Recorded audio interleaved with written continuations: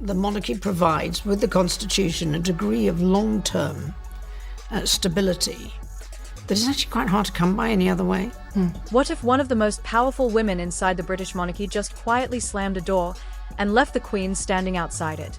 Because according to whispers swirling through palace corridors, something extraordinary may have just happened at the legendary Sandringham estate. And it involves a legal move so bold, so calculated, that even longtime royal watchers are asking a single uncomfortable question. Did Princess Anne just block the Queen herself? Sources close to royal insiders claim that Anne's legal team has taken steps to formally secure control over a private wing of Sandringham, a move that allegedly shuts the door on summer plans quietly being discussed by none other than Queen Camilla. Yes, the Queen. Imagine planning a peaceful royal summer retreat, only to discover that the space you expected to use has suddenly been placed behind a legal boundary. No announcement, no palace statement, just paperwork, and a very clear message. But here's where things get even more explosive. Because insiders claim this isn't just about property. This is about power, loyalty, and a decades-old royal rivalry that may have finally reached its boiling point. And if the rumors are true, the quiet battle unfolding at Sandringham could reveal a much deeper fracture inside the House of Windsor. The deeper you look into the situation unfolding at Sandringham Estate, the more it begins to feel less like a simple disagreement, and more like a quiet royal standoff that has been building for decades. Because Sandringham is not just another royal residence. It is one of the most private, most personal, and most emotionally significant places connected to the British monarchy. Unlike the official palaces owned by the state, Sandringham belongs directly to the monarch himself. That means when Queen Elizabeth II passed away in 2022, the entire estate transferred privately to her son, King Charles III. And this is where things begin to get interesting. Because within those sprawling acres of gardens, forests, and historic buildings lies a delicate web of informal arrangements that has existed for generations. Different members of the royal family traditionally used different houses, cottages, and wings of the estate. These understandings were rarely written down. They were simply respected. A quiet system of royal trust. But trust, as palace watchers know, doesn't always survive family politics. For decades, insiders have whispered about the complicated dynamic between Princess Anne and Queen Camilla. And according to several royal commentators, that tension didn't begin recently. In fact, it reportedly stretches all the way back to the turbulent royal dramas of the 1970s. That was the era when a young Prince Charles became entangled in a relationship with Camilla Parker Bowles, a relationship that would later overshadow his marriage to Princess Diana. Inside palace walls, loyalties formed, lines were drawn, and some of those feelings, insiders claim, never completely faded. Now fast forward to the present. In many ways, Princess Anne has long been considered the monarchy's most disciplined and no-nonsense figure. She rarely seeks headlines. She avoids drama. And year after year, she quietly carries out more official duties than almost any other working royal. But when Anne does take action, it tends to be deliberate, calculated, and impossible to ignore. According to sources familiar with the situation, Anne's legal representatives recently moved to formally document her household's long-standing use of a particular section of Sandringham. On paper, it may sound like a technical move, the kind of administrative step wealthy families often take to clarify property access. But within royal circles, the timing raised eyebrows almost immediately. Because the paperwork reportedly appeared just as discussions were circulating about summer arrangements on the estate, discussions that included the possibility of Queen Camilla spending extended private time at Sandringham while the king followed his traditional summer routine elsewhere. And suddenly, what had once been informal space became legally defined space. Royal observers say the implication was impossible to miss. A boundary had been drawn. Not publicly, not dramatically, but unmistakably. And the symbolism of that move carries enormous weight. Sandringham has always been the place where the royal family retreats away from cameras, where they celebrate Christmas together, where generations of Windsors have walked the same gardens, and where even the late Prince Philip once chose to spend his quiet retirement years. To restrict access to any part of that estate is not just about rooms or buildings. It is about influence, about territory, about who feels entitled to what within the inner circle of the monarchy. And according to several palace insiders, the reaction behind closed doors has been anything but calm. One source allegedly described the atmosphere as icy. Another suggested the move was interpreted by some within the royal household as a very pointed message. Not a misunderstanding, not a scheduling issue, a message. Because when lawyers start appearing in matters that were once handled with polite family conversations, it usually means the old system has stopped working. And if that's true, then the quiet legal maneuver at Sandringham may be revealing something far bigger than a summer retreat dispute. It may be exposing a fracture within the House of Windsor itself. But the tension surrounding Sandringham estate didn't suddenly appear out of nowhere. According to palace insiders, the situation escalated after a series of events involving one of the most controversial figures in the royal family, Prince Andrew. For years, Andrew's reputation has been overshadowed by scandal, particularly his connections to the disgraced financier Jeffrey Epstein. The controversy had already forced him to step back from royal duties, lose military titles, and largely disappear from public royal life. But recently, the situation reportedly took an even darker turn.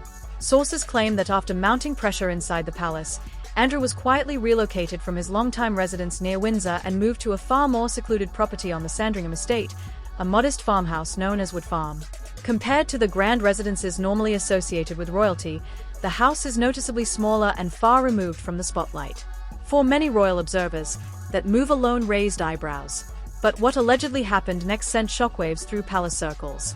Reports began circulating that investigators had taken an interest in Andrew's activities once again, leading to a dramatic moment when authorities reportedly arrived at Sandringham to conduct inquiries linked to an ongoing investigation. While official details remain limited, insiders say the event created a wave of panic behind palace walls. And this is exactly where the story collides with the growing divide between Princess Anne and Queen Camilla. According to several anonymous sources, Anne has privately pushed for Andrew to be treated with a degree of dignity despite the scandals surrounding him. Those familiar with Anne's personality say this stance is consistent with her long-held belief that family loyalty should not completely vanish during moments of crisis. Camilla, however, is rumored to see the situation very differently. Insiders claim she views any form of support for Andrew as a serious threat to the public reputation of the monarchy, especially at a time when the institution is already navigating intense media scrutiny. And that disagreement reportedly ignited one of the most uncomfortable internal debates the royal household has faced in years. One palace source allegedly summarized the divide bluntly, and believes the family should not abandon one of its own, while Camilla believes protecting the monarchy must come first. Those two positions are almost impossible to reconcile.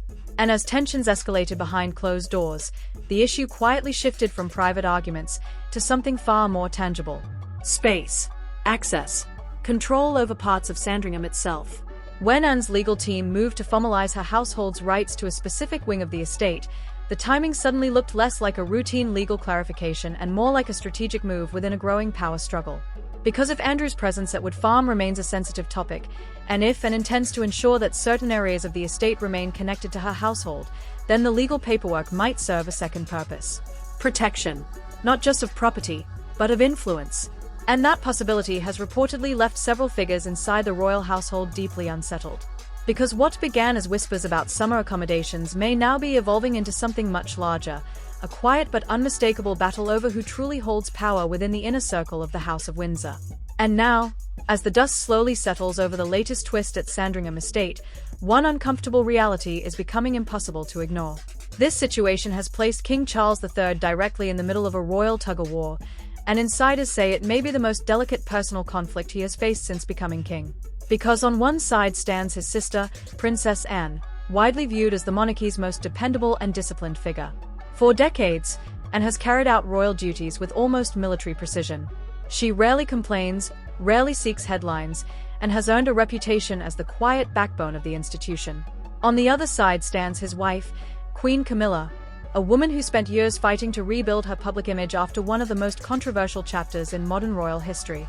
Both women are known for something else as well. Neither of them backs down easily. And that is exactly why this dispute has become so explosive behind palace doors.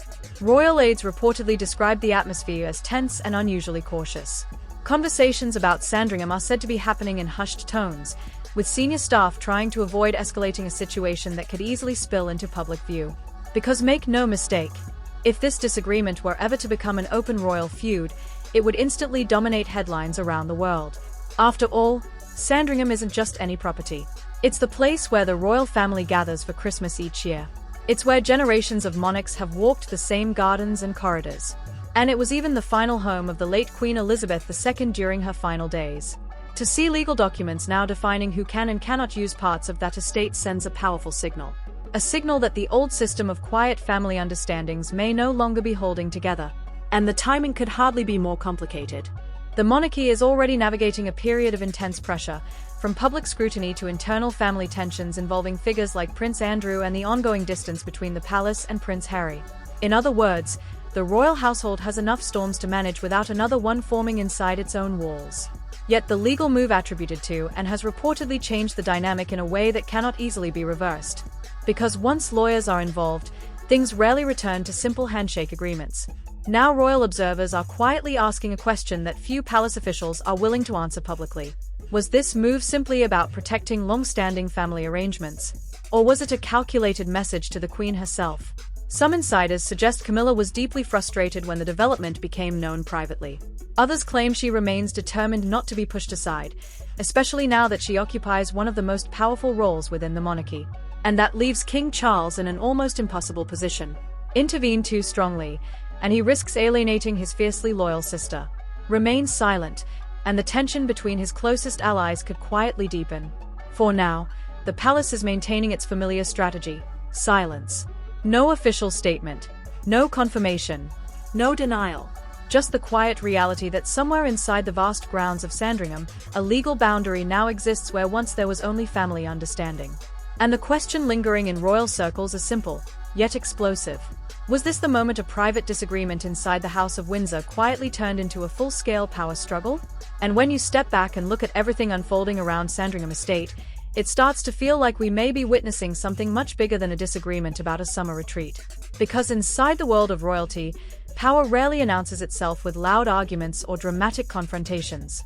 More often, it moves quietly, through decisions, legal documents, and subtle boundaries that send very clear messages. And that's exactly why this situation has captured so much attention. If reports about Princess and securing legal protection over part of Sandringham are accurate, then it raises a fascinating question about the balance of influence inside the royal family. Was this simply a practical step to formalize long-standing family arrangements? Or was it a quiet signal that certain lines inside the House of Windsor should never be crossed? Because if the move effectively blocks plans connected to Queen Camilla, then what we may be seeing is not just a legal clarification, but a rare glimpse into how internal royal dynamics actually operate behind palace walls. And where does that leave King Charles III? Caught between a fiercely loyal sister and the Queen who now stands beside him on the throne. Meanwhile, the wider royal landscape remains complicated, with ongoing controversies surrounding figures like Prince Andrew and continuing tensions involving Prince Harry. All of it unfolding while the monarchy tries to present unity to the world. But moments like this remind us that even the most powerful families on Earth still face the same struggles over loyalty, reputation, and control. So now the question turns to you. Do you think Princess Anne was right to secure her family's place at Sandringham? Or do you believe this move crossed an invisible royal line by shutting the door on Queen Camilla? Drop your thoughts in the comments below, because in royal stories like this, the truth often hides between the headlines. And if you enjoy uncovering the hidden drama behind the monarchy, make sure to like the video, subscribe to the channel, and stay tuned, because the next royal twist might already be unfolding.